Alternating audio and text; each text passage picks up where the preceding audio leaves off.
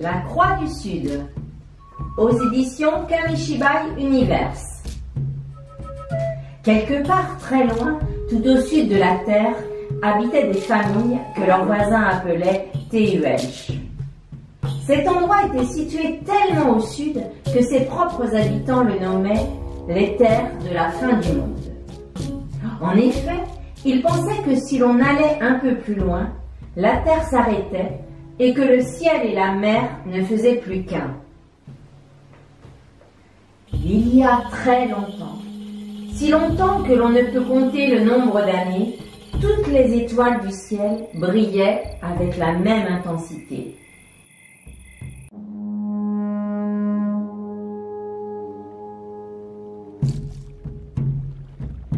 À cette époque, les Tehuelche habitaient les terres de la fin du monde.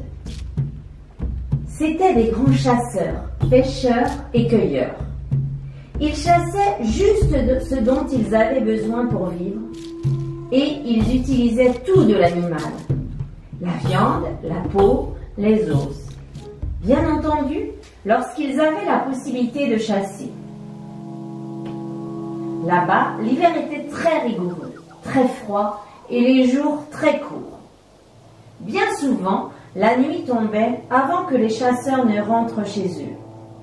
Ils se perdaient, disparaissaient dans l'obscurité et on ne les revoyait plus jamais. Voici le jeune Korkoronk, le chasseur le plus vaillant et adroit de tout le village. Lorsqu'il lance ses bolas, il atteint à chaque fois sa cible. Cette nuit, il a encore fait le même rêve. Il chasse le grand Nandou. Bien qu'aucun habitant ne l'ait vu, tous sont persuadés qu'il est si grand que sa viande pourrait nourrir le village entier. Ce serait fantastique de l'attraper, car ils avaient eu tellement faim l'hiver dernier. Mais attendez, savez-vous ce qu'est un Nandou?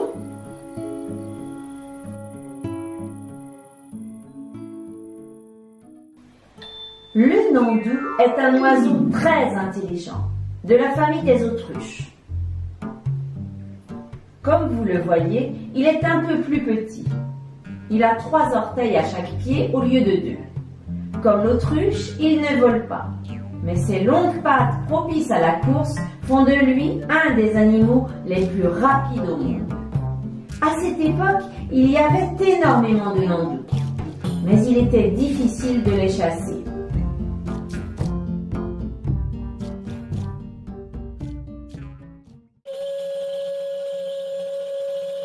Un jour qu'il chassait, alors que le soleil se couchait, Korkoronk crut qu'il rêvait, lorsqu'il vit le grand Nandou passer à toute vitesse devant lui. Sans y réfléchir à 2 fois, il partit comme un éclair à la poursuite du Nandou. Tant que Loup et Makol le suivirent, ils coururent et coururent, mais à chaque fois qu'ils s'approchaient du Nandou, paf, celui-ci disparaissait comme par magie au bout de leur nez. On y était presque. Le vois-tu, ami Makol? Non, je ne le vois pas, Korkoronk. Il commence à faire nuit. Il est temps de rentrer au village.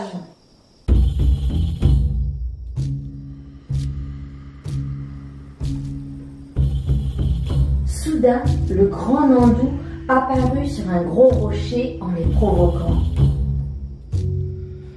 Chut, doucement, chuchota Korkoronk. Donc Loup bloque le passage avec ta lance. Ne bougez pas, je m'en occupe. Alors, ils virent quelque chose d'incroyable. À travers les nuages, un merveilleux arc-en-ciel descendit jusqu'au rocher où se trouvait l'énorme oiseau. Les chasseurs restèrent bouche bée lorsqu'ils virent le grand Nandou se sauver en grimpant sur l'arc-en-ciel. Mais Korkoronk n'était pas décidé à le laisser s'échapper. Il respira profondément. Il visa l'animal et, de toutes ses forces, lança ses bolas.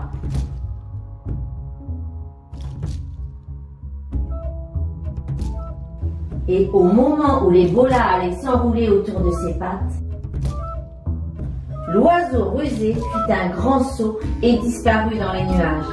Corcoronque, Tanclou et Macol n'en croyaient pas leurs yeux.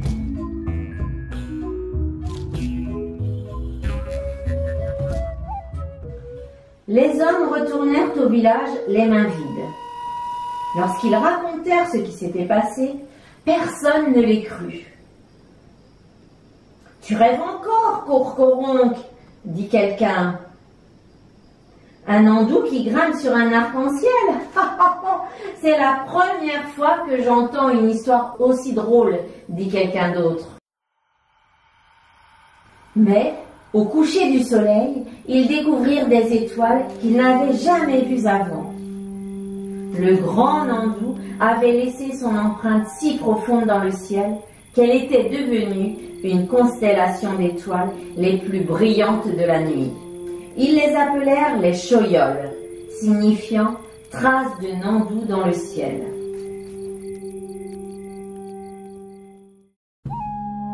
La légende raconte que, depuis ce jour, une période de prospérité commença et les Téhuelches n'eurent plus jamais faim. Les pêcheurs ramenaient tout le poisson qu'ils pouvaient et les chasseurs, de leur côté, rapportaient chaque jour une chasse très abondante.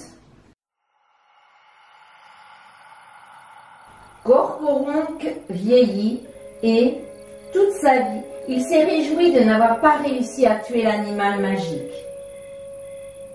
Depuis le jour où le grand Nandou avait grimpé sur l'arc-en-ciel, les Téhuelches ne se perdirent plus dans l'obscurité, grâce aux étoiles Choyols. Les étoiles Choyols sont aujourd'hui connues sous le nom de la Croix du Sud. En les repérant dans le ciel, on sait toujours où se trouve le Sud.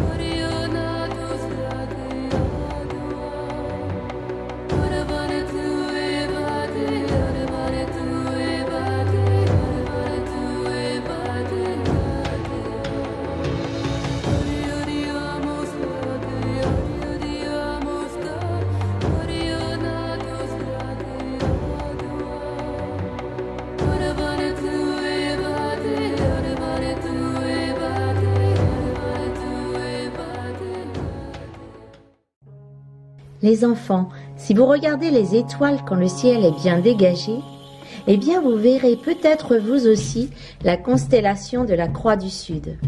Et vous vous rappellerez alors la légende du Grand Nandou. La Patagonie.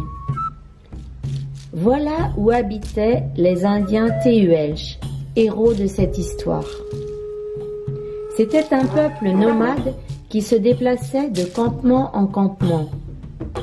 Les Téhuelches vivaient au milieu de leur famille, avec leurs chevaux et leurs chiens.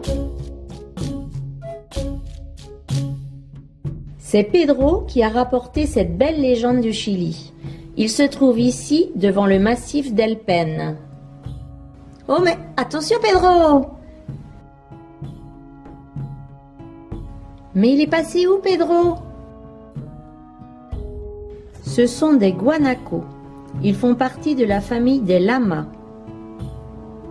Leurs ennemis naturels sont le puma et le condor qui attrape les bébés guanacos. Mais leur pire ennemi est l'homme qui les a beaucoup chassés pour leur fourrure.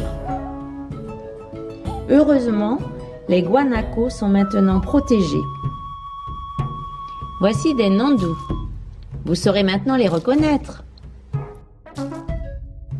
Ces deux-là se cachent. Ils ont entendu les chasseurs qui reviennent. Ouf! Les voilà partis.